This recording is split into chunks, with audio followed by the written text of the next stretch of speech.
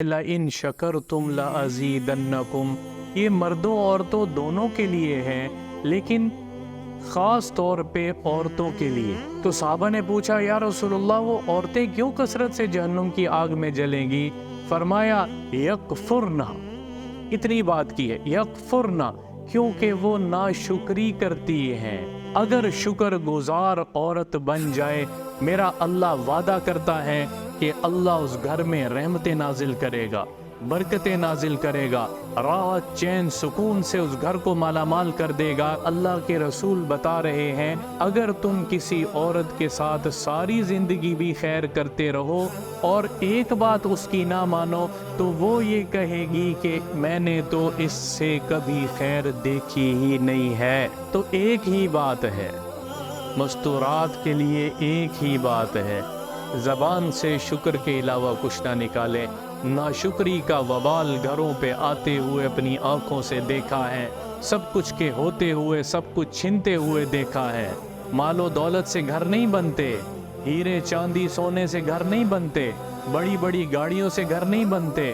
شکر کرنے والا مرد اور شکر گزار عورت، یہ جنت نظیر زندگی اللہ ان کو دنیا میں دے دے گا۔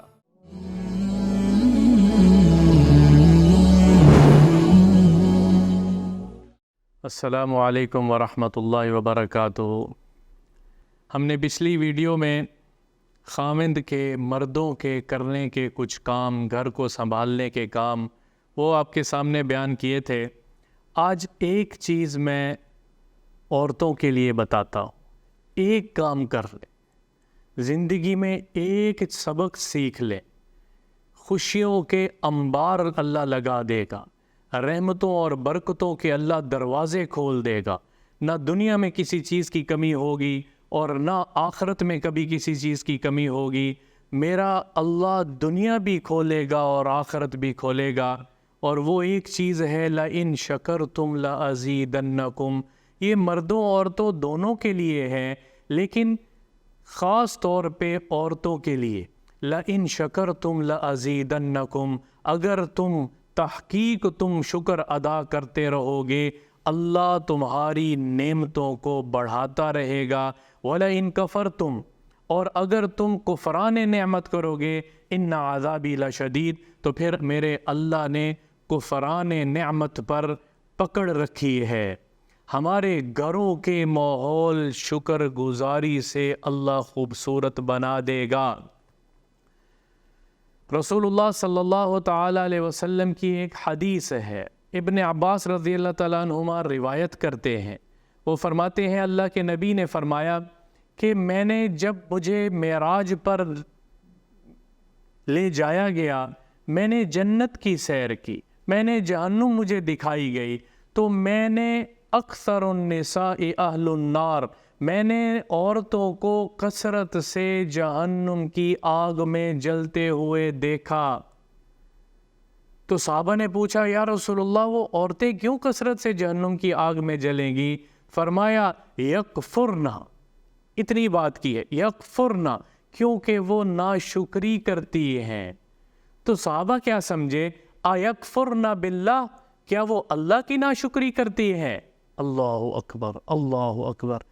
تو میرے نبی پاک صلی اللہ تعالیٰ علیہ وسلم نے فرمایا نہیں، بل یکفرنا لزوجہن، بلکہ وہ اپنے خاوندوں کی ناشکری کرتی ہیں، اپنے خاوندوں کی ناشکری کرتی ہیں، جو اللہ نے نعمت دی ہے اس کی ناشکری کرتی ہیں۔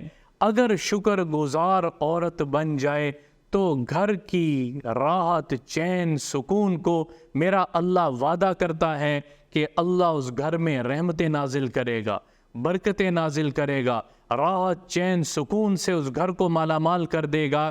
جس گھر میں گھر کی عورت اور مرد بھی ساتھ ناشکری نہ کرے اور شکر گزار بن جائے، اللہ کا شکر گزار تو لَإِن شَكَرْتُمْ لَأَزِيدَنَّكُمْ، ہم نے کرنا ہی کرنا ہے شکر، مرد عورت برابر ہیں، عورتوں کو خاص تنبیہ کی گئی ہے۔ اور ایک اور روایت میں آگے رسول اللہ صلی اللہ تعالیٰ علیہ وسلم نے فرمایا ہے، یہ مزاج بتایا ہے، یہ ضروری نہیں ہے کہ ہر عورت ایسا کرے گی، ایک خلقت میں بتایا ہے کہ اگر تم، رسول اللہ فرما رہے ہیں، اگر میری بات ہوتی تو اس کو دیوار پہ پھینک دیا جاتا، میری بات کو نہ مانے، لیکن خلقتاً ایک چیز اللہ کے رسول بتا رہے ہیں، اگر تم یعنی ناشکری کی کیا حد ہے، اگر تم کسی عورت کے ساتھ ساری زندگی بھی خیر کرتے رہو اور ایک بات اس کی نہ مانو تو وہ یہ کہے گی کہ میں نے تو اس سے کبھی خیر دیکھی ہی نہیں ہے۔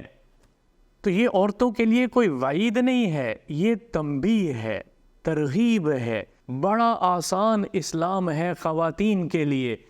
فرائض کو پورا کریں، اپنے گھروں میں اپنے خاوندوں کی احترام اور عزت کریں، اپنے گھروں میں خاوند کی شکر گزار بن کے رہیں، مال میں بھی شکر گزار اور جان میں بھی شکر گزار بن کے رہیں۔ اور اس پر ایک واقعہ ہے جو امام بخاری نے نقل فرمایا ہے، بخاری شریف میں روایت موجود ہے کہ حضرت ابراہیم علیہ السلام اپنے بیٹے اسماعیل علیہ السلام کے گھر تشریف لاتے ہیں، اور گھر میں آتے ہیں، اونٹ پہ سوار ہیں، اور سوار ہو جب گھر کے اندر داخل ہوتے ہیں تو وہ سامنے ایک خاتون بیٹھی ہیں جو کہ اسماعیل علیہ السلام کی زوجہ ہے، پہلی بیوی ہے، زوجہ ہے۔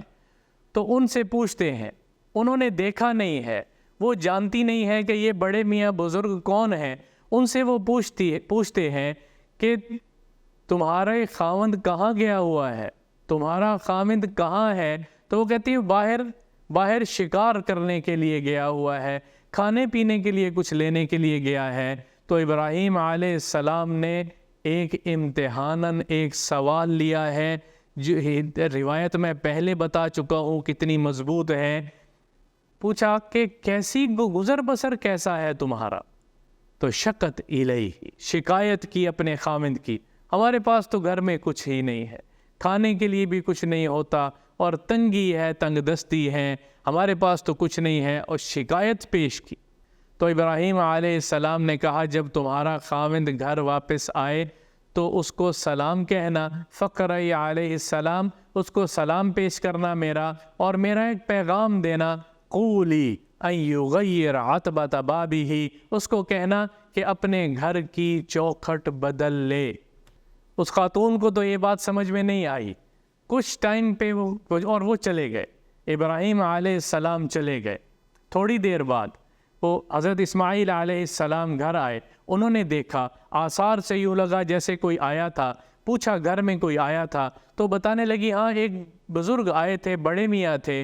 کیا کہا انہوں نے میرے سے حالت پوچھی کہ گھر کا کیا حالت ہے، تو میں نے ان کو بتا دیا کہ تنگ دستی ہے، گھر میں ہمارے پاس کچھ بھی نہیں ہے، نہ کھانے کے لیے نہ گزر بسر کے لیے بہت تنگی ہے۔ تو انہوں نے کچھ کہا؟ تو کہنے لگے ہاں آپ کے لیے ایک پیغام دے گئے ہیں۔ کیا پیغام دیا ہے؟ فرمایا جاتے ہوئے، وہ کہنے لگی جاتے ہوئے کہہ گئے تھے کہ قولی لہو ان یغیر عتبۃ بابہ، جب وہ آئے تو اس کو کہنا اپنے گھر کی چوکھٹ بدل لے۔ نہ بتایا کہ کون ہوں میں، باپ ہوں یا ابراہیم علیہ السلام، ابراہیم میرا کچھ نہیں بتایا، یہ کہہ کر چلے گئے۔ اور یہ سنتے ہی اسماعیل علیہ السلام نے اپنی بیوی کو طلاق دے دی اور چھوڑ دیا۔ پھر دوسری شادی کی اسماعیل علیہ السلام، اور پھر یہی قصہ ابراہیم علیہ السلام نے دہرایا۔ گھر آئے اسی طرح، گھر میں اسماعیل علیہ السلام نہیں تھے، اور وہ آ کے پوچھنے لگے گزر بسر کیسا ہو رہا ہے؟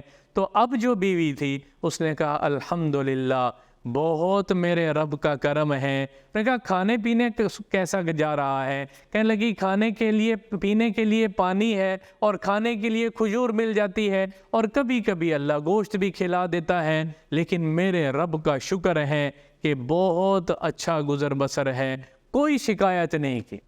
ابراہیم علیہ السلام نے فرمایا جب اسماعیل آئے تو اس کو سلام پیش کرنا میرا، اور فقولی لہو ان ثبت عتبۃ بابہ، اپنے گھر کی چوکھٹ کی حفاظت کرنا، اپنے گھر کی چوکھٹ کی حفاظت کرنا۔ اسماعیل علیہ السلام گھر واپس آئے، اسی طرح پوچھا کوئی آیا تھا؟ وہ کہنے لگی ہاں ایک بڑے میاں آئے تھے۔ کیا کہہ گئے ہیں؟ کہہ گئے ہیں اپنے گھر کی حفاظت، اپنے گھر کی چوکھٹ کی حفاظت کرنا، تو اسماعیل علیہ السلام نے بتایا کہ وہ میرے والد تھے ابراہیم علیہ السلام، اور تمہاری اس خوبصورت جواب پر اور شکر گزاری کی طبیعت پر وہ خوش ہو کر مجھے کہہ گئے ہیں کہ اپنی زوجہ کی حفاظت کرنا، تمہاری زندگی بڑی خوشگوار ہوگی۔ کیوں کہا ہے؟ شکر گزار بیوی، شکر گزار بیوی۔ آج ہمارے گھروں میں جو کمی ہے جس چیز کی، خاوند اپنا پورا زور لگا دے، تب بھی ہم خواتین کو کہتے ہوئے سنا ہے اس نے میرے لیے کیا کیا ہے زندگی میں نے اس کے لیے یہ کیا، میں نے اس کے لیے یہ کیا، میں نے اس کے لیے یہ کیا۔ میں نے اور آپ نے، مستورات نے خاص طور پر شکر والی زندگی گزارنی ہے۔ صبر اور شکر یہ دو بہت بڑی صفات ہیں، بلکہ علماء نے لکھا ہے کہ تمام صفات کو اگر کسی جگہ اکٹھا کیا جائے تو یوں صبر اور شکر ان کے تاج ہوں گے، کہ سر فہرست ہوں گے، باقی صفات ساری صبر اور شکر کے بعد خود بخود آتی چلی جاتی ہیں۔ لَإِن شَكَرْتُمْ لَأَزِيدَنَّكُمْ، اگر تم شکر کرو گے تو قسم کھا کے میں کہتا ہوں اللہ دنیا بھی بھرپور دے گا، اللہ راحت چین سکون بھی دے گا، اور اللہ آخرت بھی آپ لوگوں کی کر دے گا جو شکر کرنے والا ہوگا۔ تو ایک ہی بات ہے، مستورات کے لیے ایک ہی بات ہے، زبان سے شکر کے علاوہ کچھ نہ نکالیں۔ ناشکری کا وبال گھروں پہ آتے ہوئے اپنی آنکھوں سے دیکھا ہے، سب کچھ کے ہوتے ہوئے سب کچھ چھنتے ہوئے دیکھا ہے۔ مال و دولت سے گھر نہیں بنتے، ہیرے چاندی سونے سے گھر نہیں بنتے، بڑی بڑی گاڑیوں سے گھر نہیں بنتے، بڑے بڑے گھر بنانے سے بھی گھر نہیں بنتے، بڑی بڑی فیکٹریوں سے گھر نہیں بنتے۔ ایک ہی صفت ہے، مرد کو بھی اپنانی ہے، عورت کو خاص طور پہ اپنانی ہے، شکر کرنے والا مرد اور شکر گزار عورت، یہ جنت نظیر زندگی اللہ ان کو دنیا میں دے دے گا۔ تو اس پر ہم نے عمل کرنا ہے، اس لیے یہ ایک چیز میں نے خواتین کے لیے بیان کی ہے۔ اللہ تعالیٰ مجھے اور آپ کو، ہم سب کو اس پر عمل کرنے کی توفیق عطا فرمائے۔